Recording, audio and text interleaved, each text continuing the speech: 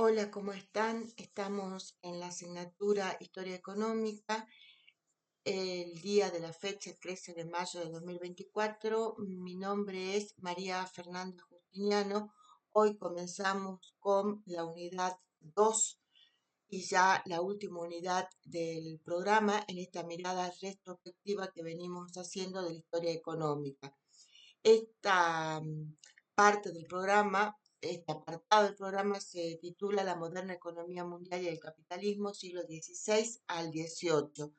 En la mirada retrospectiva, nosotros vamos a trabajar hoy el punto 4, las vías occidental y del Asia oriental de industrialización, la revolución industrial inglesa revisitada en perspectiva global, y a su vez también vamos a mirar aspectos del punto 3 sobre los imperios europeos, los dominios europeos, la dinastía Qing y Ming en el mercado mundial.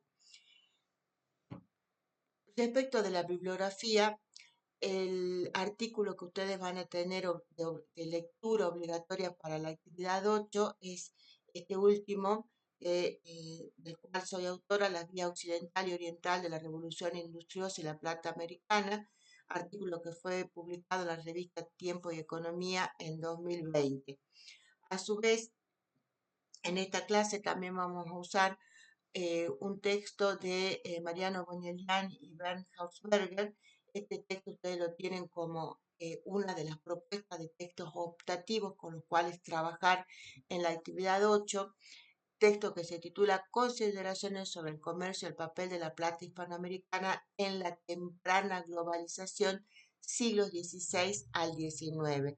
Y por otro lado, vamos a trabajar también con los aportes de una página web sobre la minería de la plata en la América colonial, también los aportes de el artículo o del capítulo del libro Japón de Osamu Saito, un historiador japonés, y por último, en la revista de Arqueología Náutica y Subacuática hemos encontrado esta, esta imagen que ahora le mostramos, y se trata justamente de una fuente, un plato, podríamos decir, según dice la revista, tiene 38 centímetros de diámetro. Se trata de una porcelana de origen chino, pero esa porcelana china tiene una imagen realizada por encargo, que es una imagen netamente europea. Si bien nosotros no sabemos, según lo que indica la revista, que esto es un blasón, un escudo de armas, que no ha sido identificado. Fíjense qué interesante. No ha sido identificado, esta publicación es de 2023, o sea que no se sabe de qué persona realizó el encargo. Pero si bien no se sabe esto, hay muchos otros datos sobre esta fuente. Por ejemplo, los especialistas pueden decir que esta fuente pertenece o fue realizada, elaborada en la época de la dinastía del emperador chino Qianlong, que fue uno de los emperadores quizás más importantes que tuvo esta dinastía, que es la dinastía Qing, que reinó en China entre 1644 y 1911. ¿Por qué se sabe que se trata de una obra realizada durante el gobierno de Qianlong? ¿Por qué? Porque en esta época se da una particularidad de la decoración del ala con puntas de lanza que es propia de los hornos de Cantón, ¿no? Y de esta forma se toma una estilizada flor de lis, flor que también es emblema de la dinastía borbónica. Época también, ¿no? Que ya en el imperio español ya no reinaba la dinastía de los Habsburgos, sino que ya en este siglo XVIII, tras superar los problemas de sucesión dinástica, comienza a reinar una casa francesa en el Imperio Español, la cual reina hasta el día de hoy en la Casa de los Borbones. Vamos a ver que estos servicios de las mesas orientales van a ser muy requeridos por las cortes europeas y por la nobleza europea, pero al observar que estamos hablando ya de alguien desconocido, vemos que esto se derrama fuera de los usuarios tradicionales de las reconocidas casas nobiliarias, en este caso de España. Vamos a ver entonces que estas porcelanas van a ser destinadas a la exportación, se van a realizar por encargo. El modelo de la porcelana va a ser enviado a China, y desde allí se lo va a preparar para la exportación. De esta manera, fíjense, pasa como pasa hoy en día. Se tratan de, en este caso, de una porcelana personalizada. Personalizada con escudos heráldicos, ¿no? También lo podían hacer lo mismo para las instituciones civiles, para las instituciones religiosas. Podría ser hacerse lo mismo para conmemorar alguna fecha, para alguna proclamación de algún monarca. Todo va a tener todo estos destinos, esta porcelana, donde no solamente hay una función utilitaria, sino que lo que va a manifestar es justamente la exclusividad, la particularidad y aparte la posición social de las personas que hacen uso y disfrute de la porcelana en sí. Bien, em, vamos, esto entonces, este dato que estamos viendo acá nos introduce netamente a nuestra clase. Nuestra clase es que tiene continuidad con la clase que ustedes ya han escuchado, ¿no? Durante todos estos siglos, que coinciden con lo que se llama también la Edad Moderna, y que los autores acá les han presentado en los nombres de sus artículos como temprana globalización, o también podemos hablar de la primera globalización.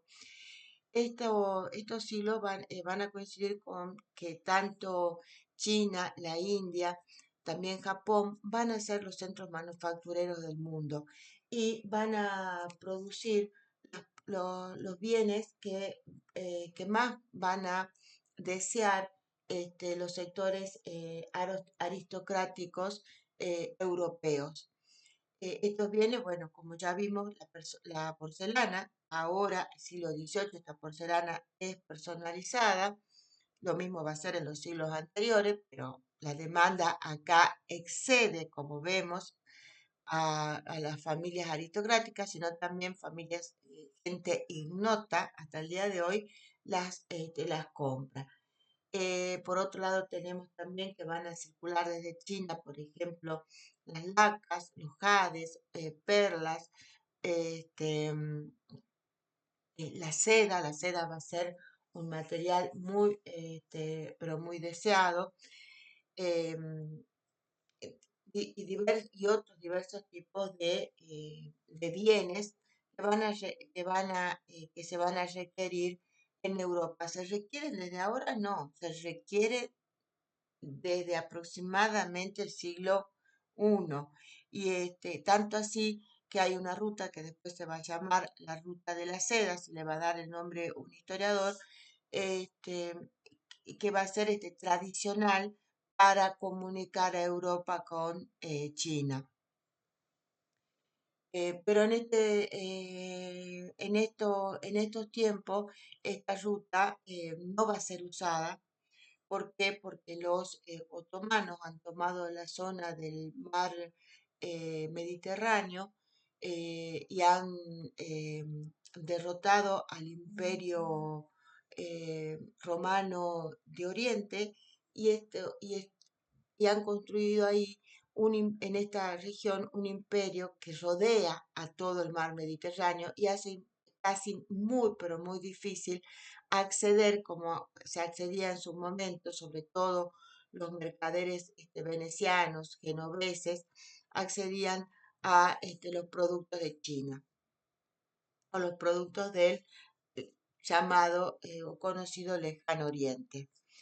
Bien, esto nos ubica entonces ya en el tema de nuestro programa, eh, que tiene que ver cómo vamos a entender todo este periodo y sobre todo este último tramo del periodo que va a coincidir con esta gran transformación en la manera de organizar la producción por parte de las sociedades humanas. Bien, nosotros lo que le decimos a ustedes tenemos dos grandes líneas, podríamos llamar, líneas eurocéntricas y líneas no eurocéntricas. Nosotros, como ya le hemos manifestado, nos vamos a ubicar en estas lecturas no eurocéntricas del pasado global, de la edad moderna, pero también vamos a reconocer que hubieron, sobre todo en el siglo XX, perspectivas eurocéntricas. Entre estas perspectivas eurocéntricas, quizás podríamos definir o identificar dos, lo que podríamos llamar la perspectiva malthusiana o neo-malthusiana sería lo más adecuado. Malthusiana, ¿por qué? Porque hace referencia a Thomas Malthus. Recuerden ustedes, quizás ya hemos hablado de Thomas Malthus. Malthus va a ser un filósofo, economista, eh, demógrafo inglés y va a vivir entre 1766 y 1834 y en el año 1798 va a publicar un ensayo que va a tener una gran trascendencia, que es un ensayo sobre los principios de la población.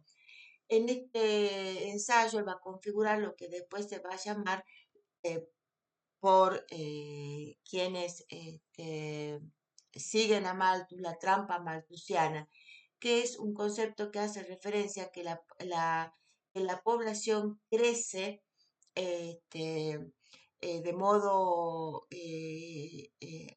geométrico, mientras que los alimentos crecen de modo aritmético. Y esto pone en peligro a la población por cuanto tiene que enfrentar no solamente a las guerras, al hambre, a las enfermedades, ¿no?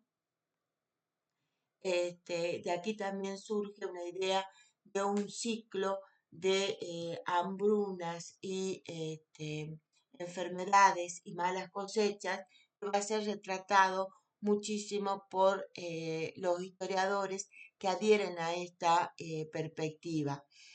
Y por otro lado va a estar la llamada perspectiva gradualista, que acá este nombre lo va a colocar a los trabajos que van a hacer diferentes personas, sobre todo a partir de 1970, respecto de entender que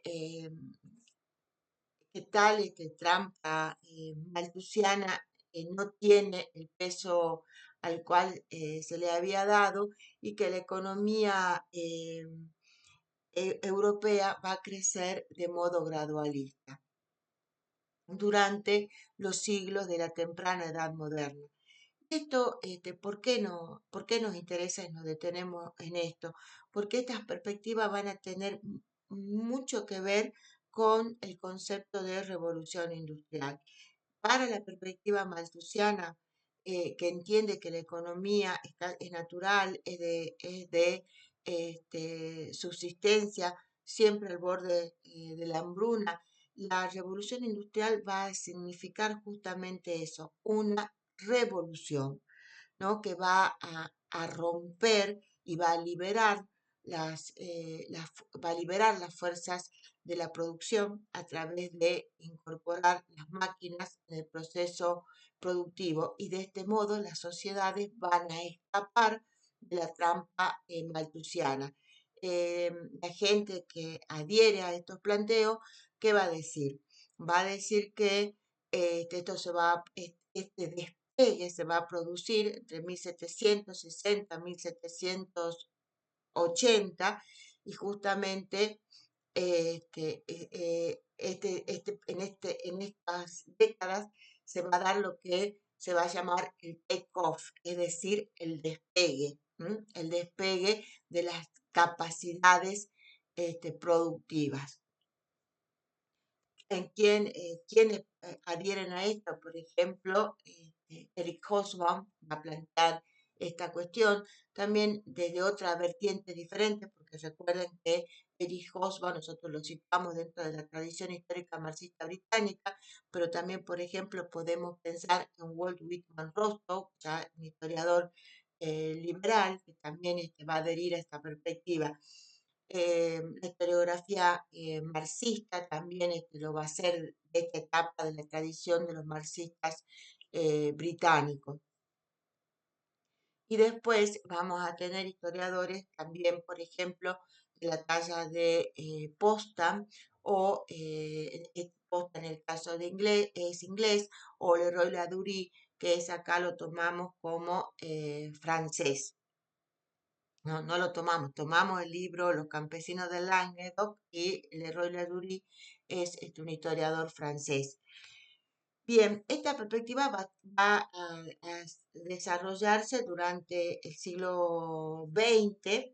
El concepto de revolución industrial, si bien no es acuñado por él, sino por un activista francés, va a ser usado historiográficamente el concepto por el historiador inglés Arnold Toynbee, y desde allí el concepto va a ser una marca tremenda en la historiografía, en la historia eurocéntrica, ¿no? Porque nosotros ya como hemos visto con el caso de Walt Whitman Rostow, toda la explicación se organiza justamente para entender cómo se produce entonces esta revolución industrial y cómo Europa comienza a superar al resto del mundo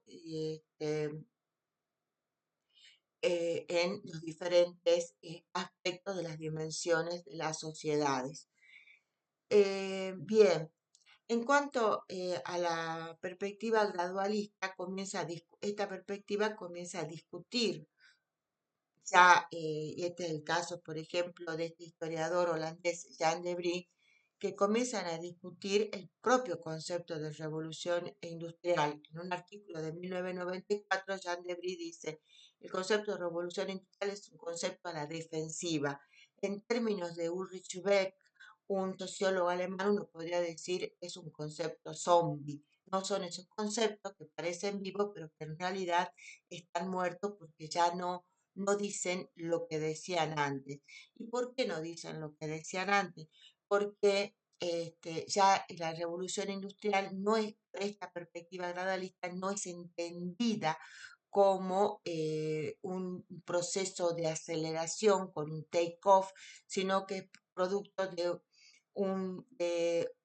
cambios que se han dado de forma mucho más gradual, eh, que hacen que algunos llamen a estos cambios. Por ejemplo, siguiendo a Jean Debris, lo llama la revolución industriosa, eh, eh, eh, y habla en este caso tanto de Estados Unidos y de Europa, y va a comenzar a situarla a partir de el siglo XVI. Esto es una revolución industriosa que se va a explicar porque los hogares europeos van a intensificar su trabajo para poder adquirir los bienes que ahora pueden adquirir a partir de los cambios que ha producido la conquista de los territorios en América por parte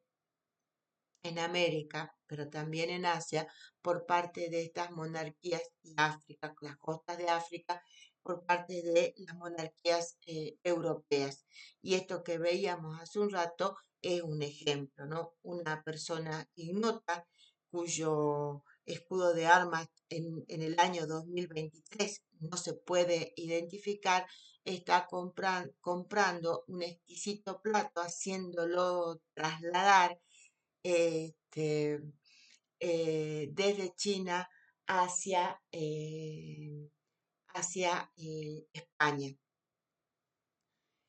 Bien, entonces tenemos dos perspectivas. La perspectiva malthusiana pone muchísimo acento en la revolución industrial, la entiende como un parteaguas, son los dos casos de los dos grandes acontecimientos que transforman el mundo son, por un lado, la revolución neolítica, que lleva a los seres humanos de sedentarios, de nómades a sedentarios, y la revolución industrial que transforma la organización de la producción e introduce la máquina en el proceso productivo. Bien, nosotros vamos a tomar algunos aportes de estos historiadores, sobre todo vamos a trabajar de estos historiadores, quizás de la perspectiva gradualista.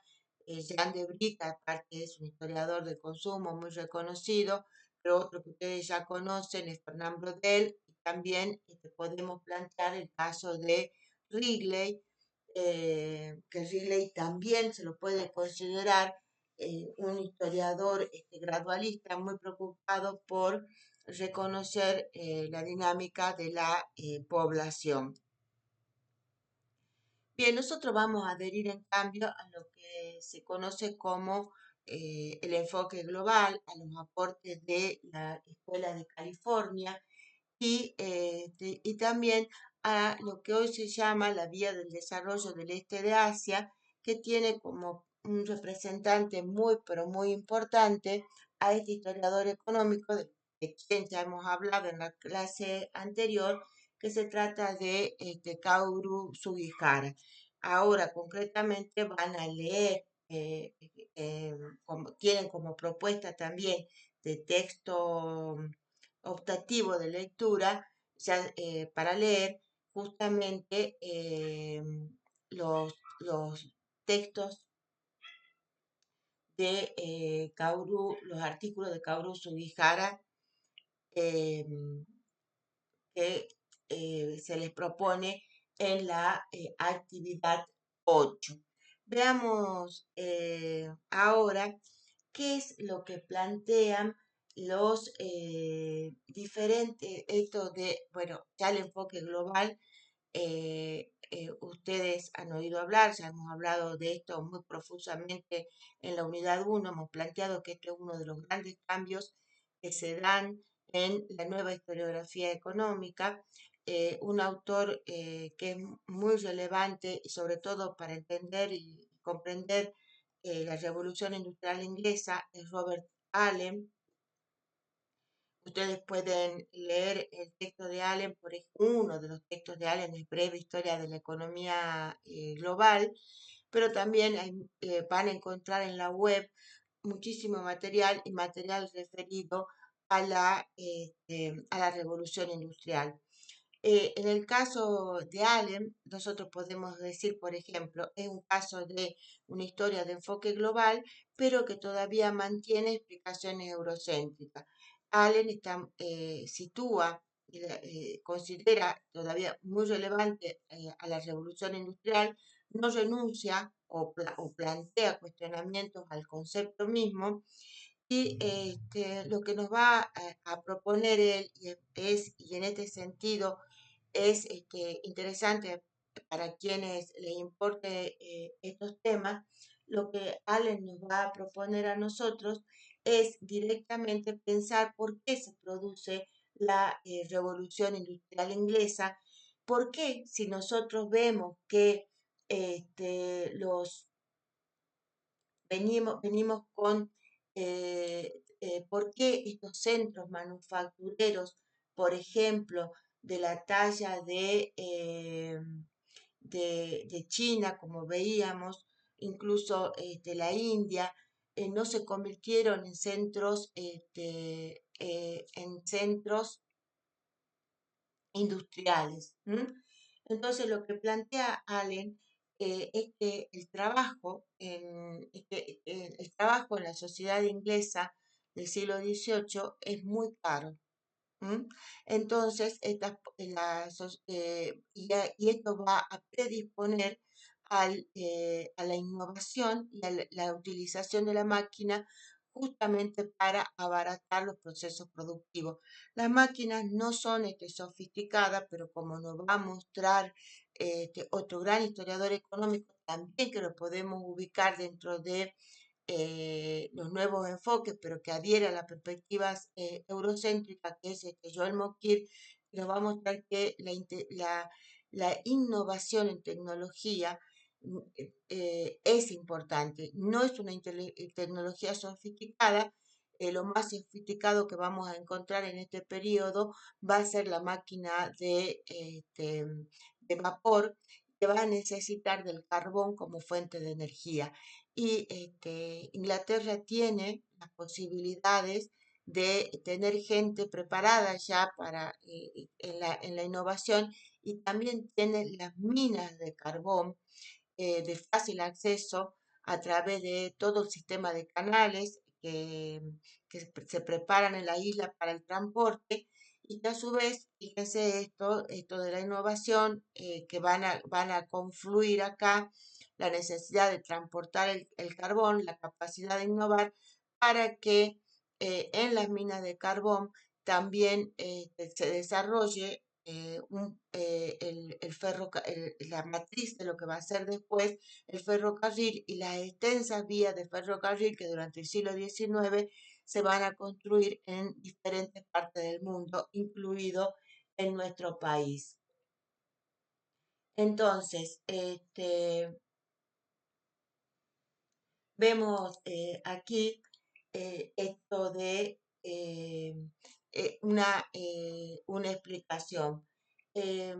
Por otro lado, tenemos el caso de Pomeranz. Pomeranz, lo que va a estar, ya Pomeranz, también estamos en el 2000. Este es un libro muy importante en materia de historia económica. eh, a esta línea de la cual se destaca Pomeranz, se la conoce también como la Escuela de California o California School. Y Pomeranz, el libro seminal de todos estos aportes, es el de la gran divergencia entre China y Europa, y, la fabricación, podríamos decir, el hacer de la economía mundial moderna.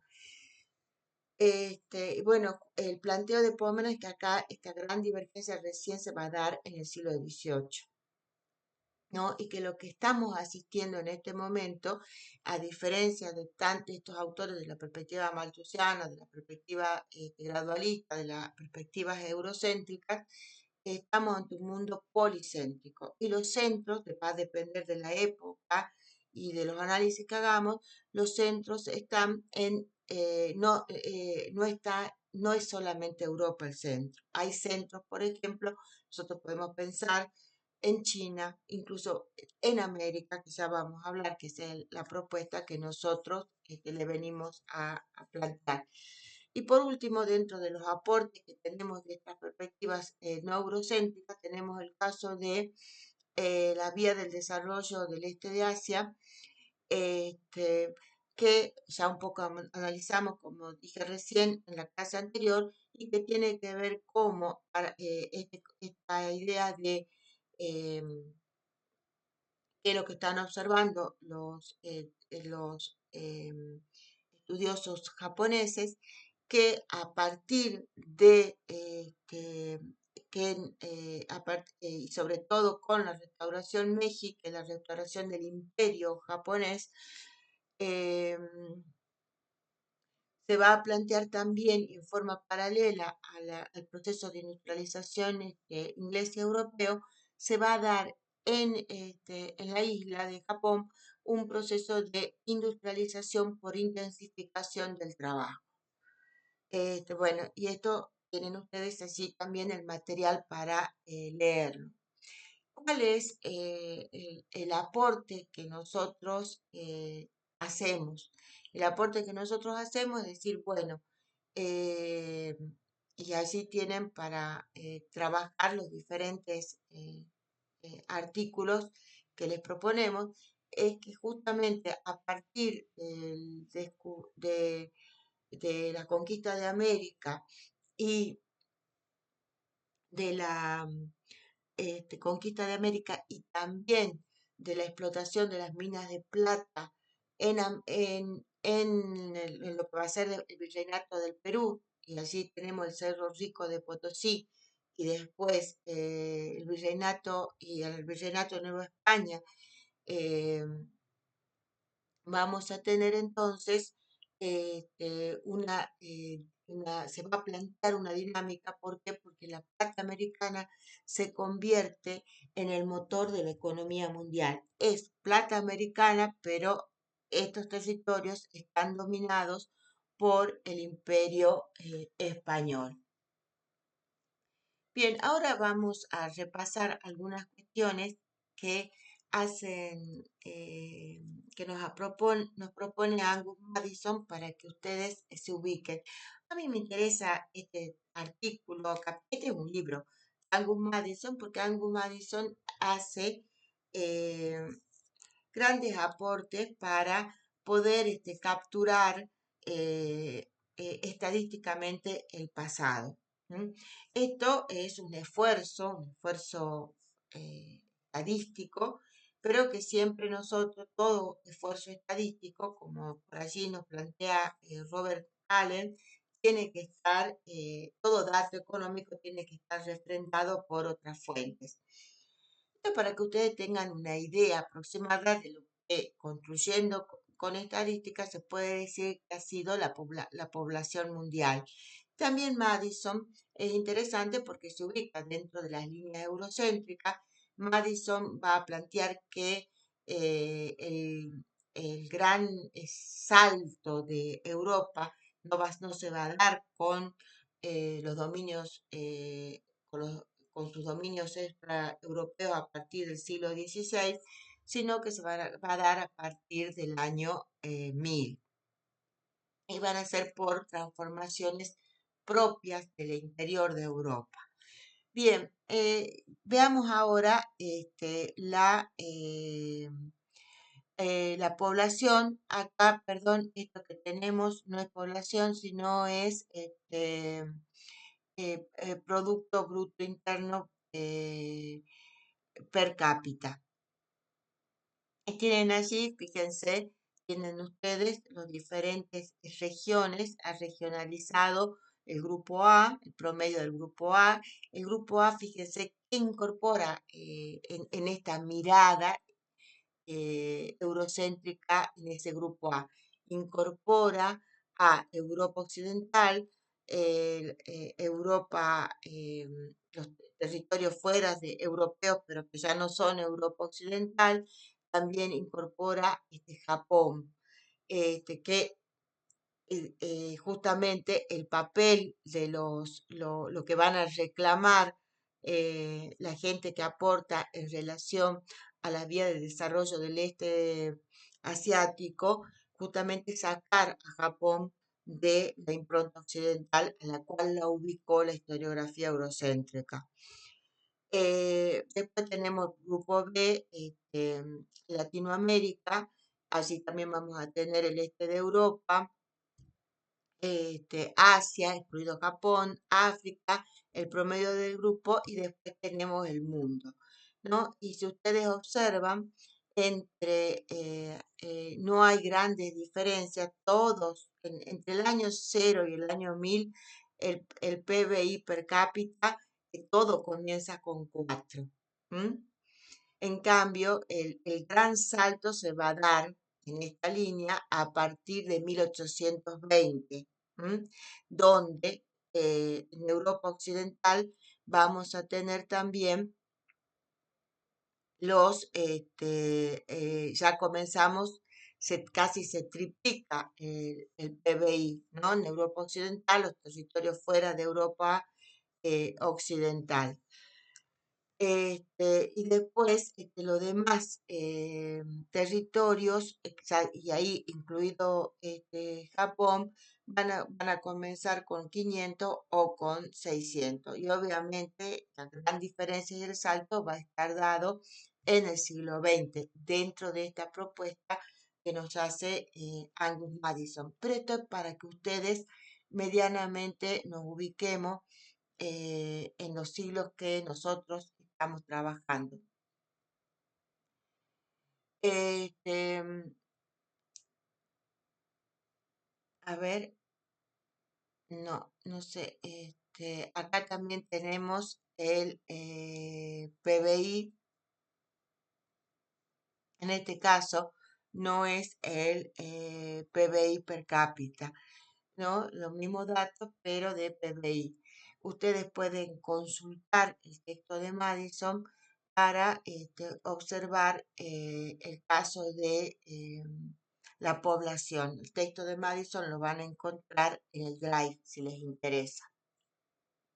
Bien, por otro lado, volviendo al tema que veíamos, eh, queremos que vean este mapa. Este mapa también es del siglo XVIII.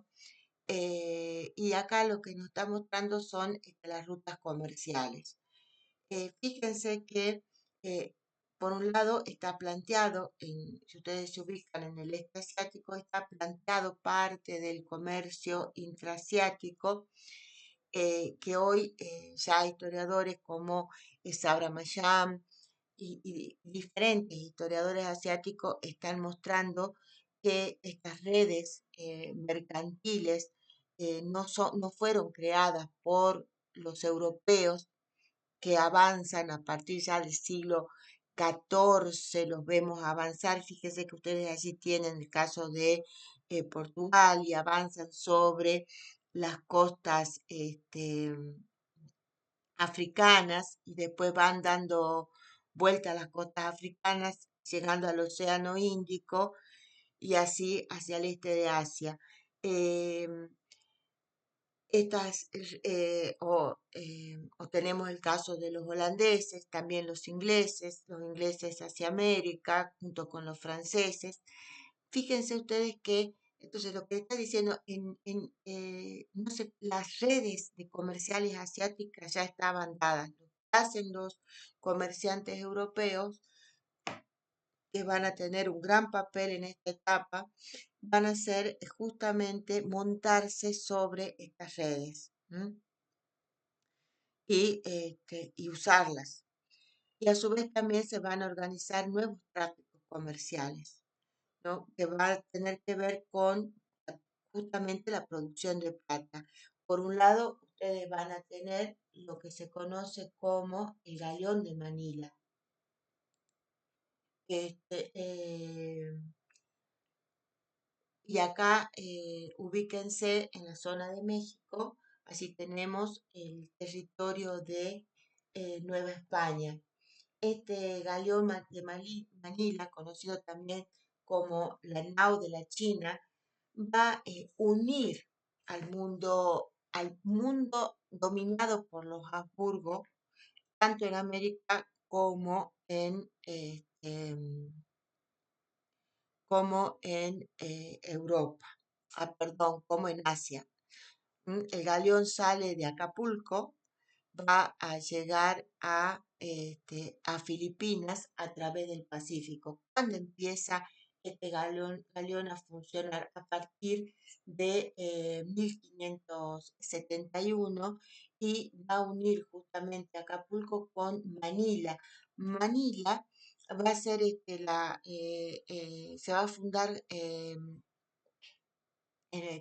como les dije, en 1571.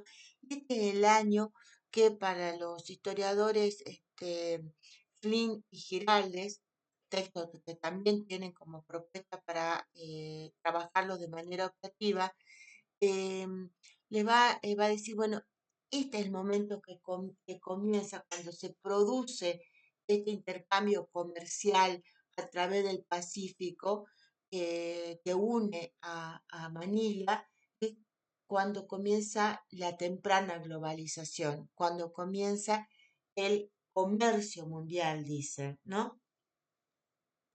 Después van a surgir, aparte de otros centros, y aparte no solamente van a surgir centros, sino que se van a organizar compañías. Lo van a hacer este, los ingleses, lo van a hacer los holandeses, van a formar compañías para traficar los productos que se requieren de Asia, que es el té, la seda, y yo me había olvidado de decirle hace un rato, las especias. ¿M? Y todo esto, ¿por qué? Porque no se puede ya, este, porque ya no se puede avanzar por el comercio mediterráneo por la presencia de los turcos otomanos. Fíjense que la Compañía Británica de las Indias Orientales se va a fundar en 1600, la Compañía Holandesa en 1602, la francesa en 1664, va a haber una compañía sueca en 1731. Nosotros vamos a tener otra compañía que es también la compañía de Filipinas, que va a venir por el sur de Argentina, por el Cabo de Hornos, que se va a fundar a fines del siglo XVIII. Todas tratando de traer estos productos de la China. Bien, ya a partir del siglo XVI, con la presencia de la plata americana, vamos a ver que la exportación de objetos y productos que van a ser bienes preciados en Europa y en América, ¿no? Que en América ya es son intentos de emular a Europa con las características propias de unas sociedades mestizas y surgidas de la conquista. Vamos a ver que ya a partir del siglo XVI, entonces, y hasta el siglo XVIII, vamos a ver que el intercambio con China va a tener mayor auge. Esto va a coincidir también con ya el afianzamiento a partir de 1644 de la dinastía Qing. Bueno, y la porcelana va a ser uno de los elementos que se va a destacar. Bien, veamos ahora qué pasa con la producción de plata americana. ¿M?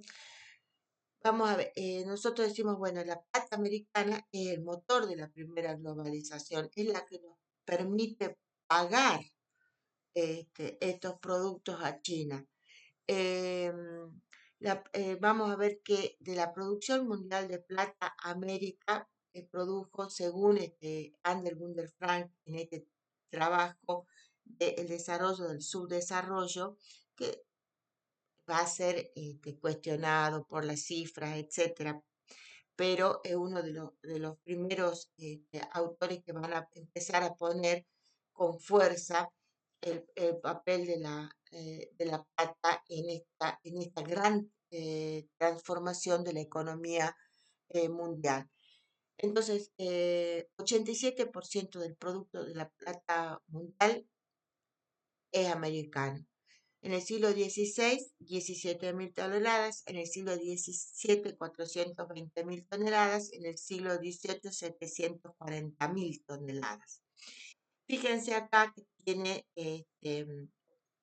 esto está extraído del texto de Bonelliani y Hausberger, son diferentes estimaciones de diferentes autores, Humboldt, Atman, Joan, Morinot, y que van a plantear la producción que va desde el Pacífico por China, ¿no? Desde el Pacífico, perdón, hacia China, que era lo que veíamos de Acapulco a Manila, desde el Atlántico para Europa, ¿no? Y también de las reexportaciones que se hacen hacia Oriente desde Europa, ¿no? Porque la plata americana fluye por medio de los barcos hacia,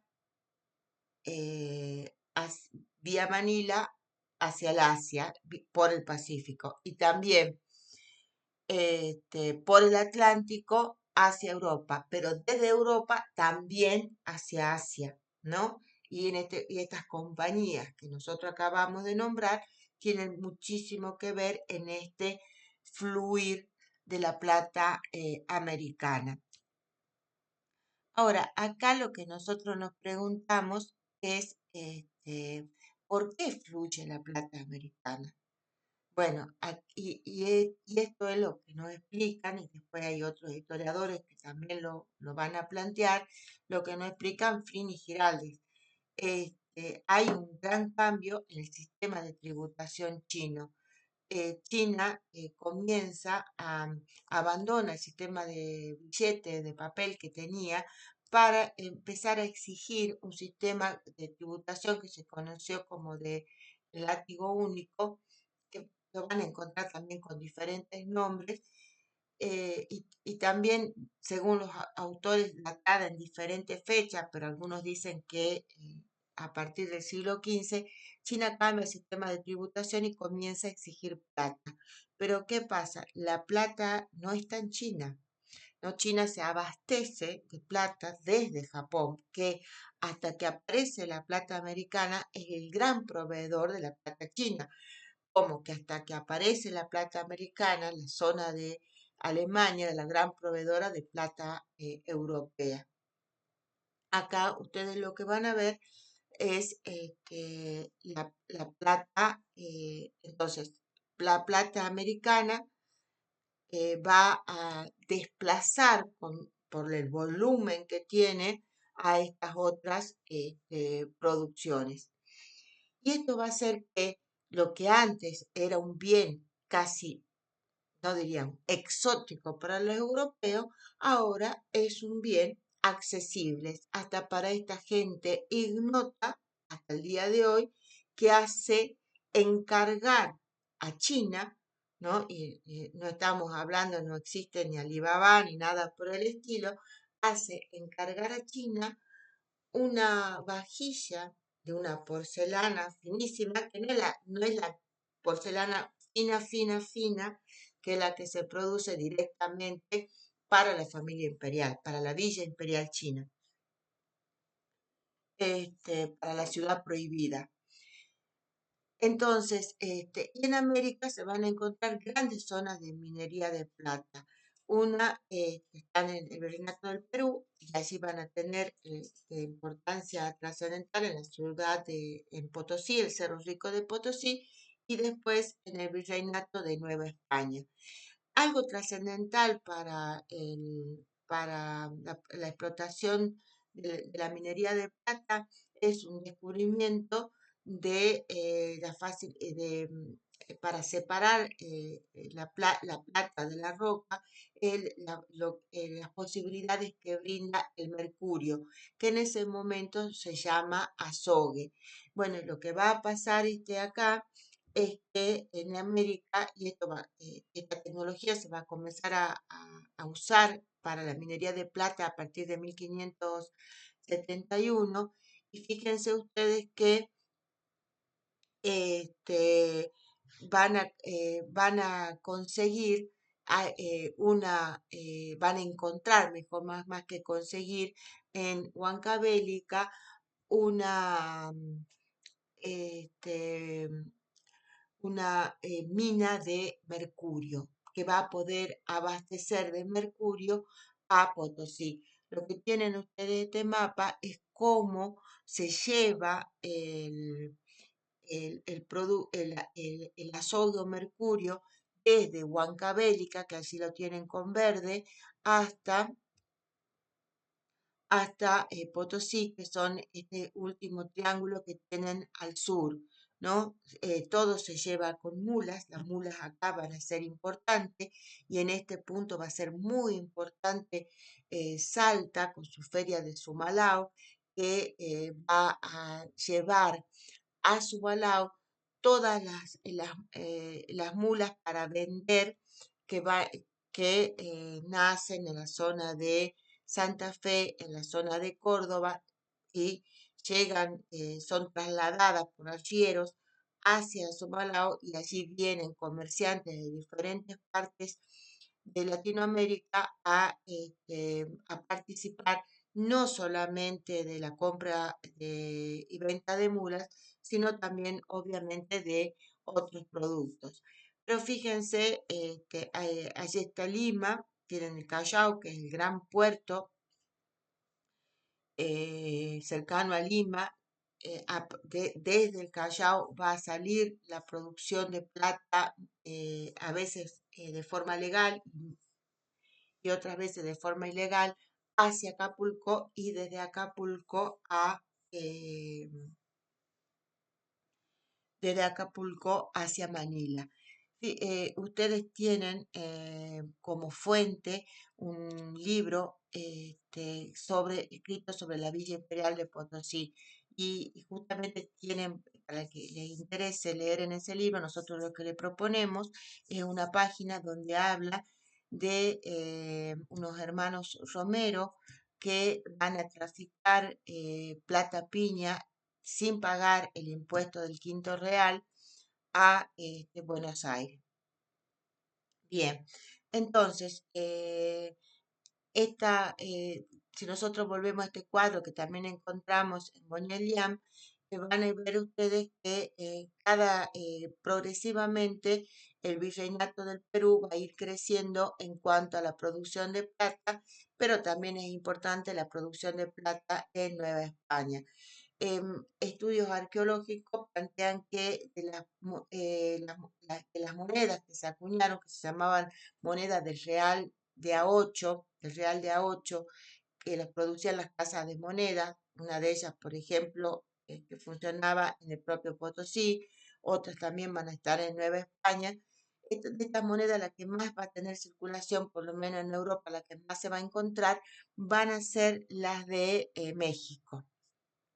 Esto se ha podido saber por estudios arqueológicos que han registrado que también, así como podemos saber y datar la porcelana, que sé que es importante que es el análisis ya fuera de la historia, en este caso son estudios también químicos de las monedas. Bien,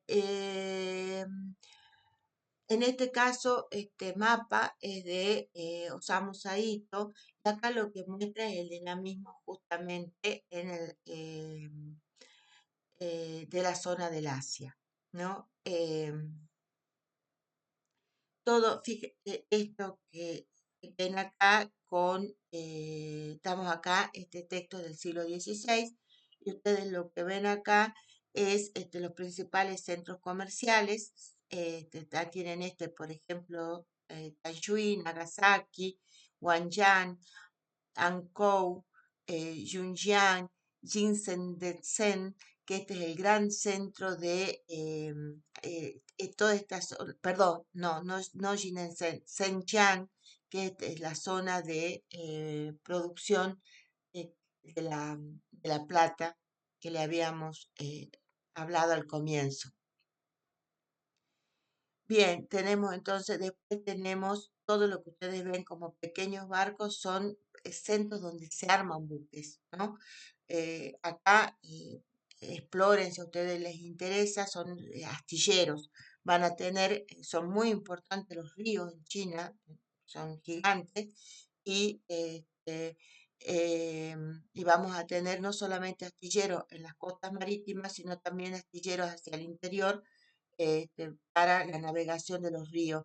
Y allí recuerden, este gran almirante chino que en el siglo XIV, Zheng He, va a navegar todas las costas de China, la India, y se han encontrado rastros del paso de Zheng He sus buques en África. Esto también para dar cuenta de esta pregunta, ¿por qué China no se llega a neutralizar y por qué lo hace Europa? ¿No? La tecnología conocida, en este caso de navegación, para muchos autores es superior en estos momentos a la tecnología europea, que también mucho copia de los conocimientos de Oriente. Bien, en el caso, si ustedes ven acá, el caso de Japón, vean acá el caso de Nagasaki, de Japón entra hacia China cobre, plata, oro, cuero para armaduras, especias, y Japón va a importar, perdón, azúcar, seda cruda, cerámica, canoas, monedas y papel. Lo mismo va a pasar entre China y Corea. A Corea va el algodón en paño, y de Corea a China los granos de soja. De China también sale la cerámica, el marfil, las gemas, las especias. También el té, los caballos. En China va a importar los cueros para las armaduras. Vamos a tener entonces, en este caso, lo que muestra este mapa de Osamu Seito es gran comercio de China. Entonces, un poco ya para resumir la presentación, después ustedes van a profundizar con las diferentes lecturas. Lo que tenemos en estos siglos de la Edad Moderna es el avance de las monarquías europeas sobre territorios no europeos, y entre eso el caso de América es paradigmático porque América para los europeos era un territorio, no solamente los europeos, digamos, era un territorio cuya existencia era desconocida. Y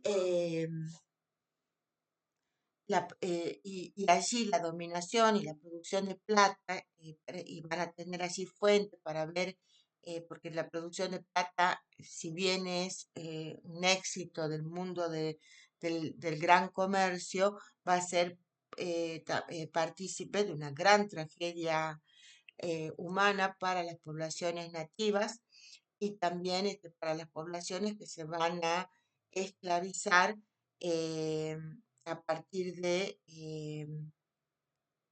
tratar de subsanar las necesidades de mano de obra con la incorporación de mano de población inmigrante que se va a lograr a partir generalmente de la captura o de la venta en las costas asiáticas, perdón, las costas africanas. Estoy hablando concretamente de la población africana que se va a incorporar en carácter de esclava al trabajo, ya sea en plantaciones, ya sea en hogares en América.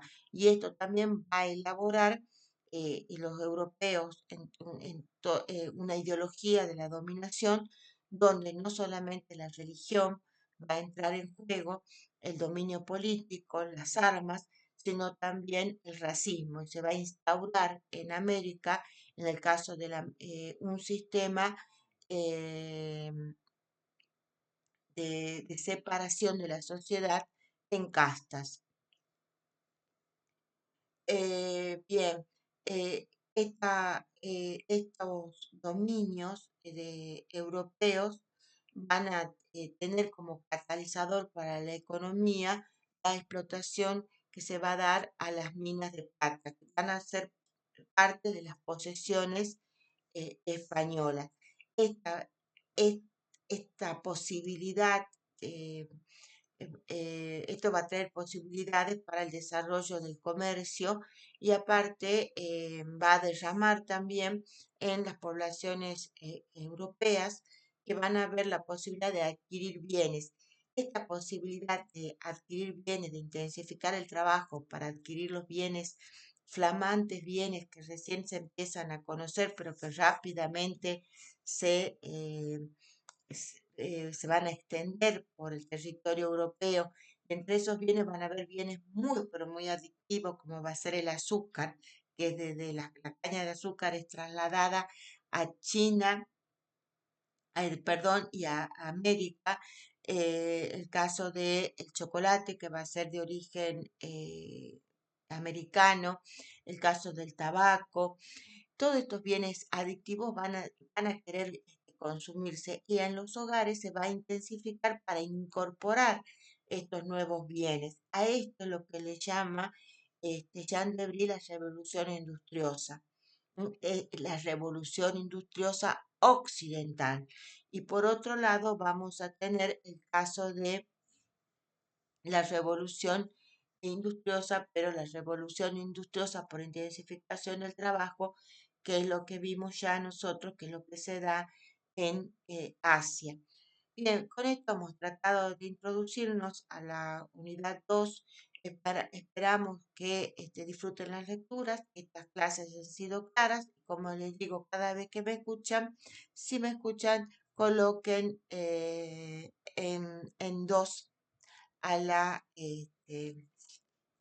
al audio. Bien, muchas gracias.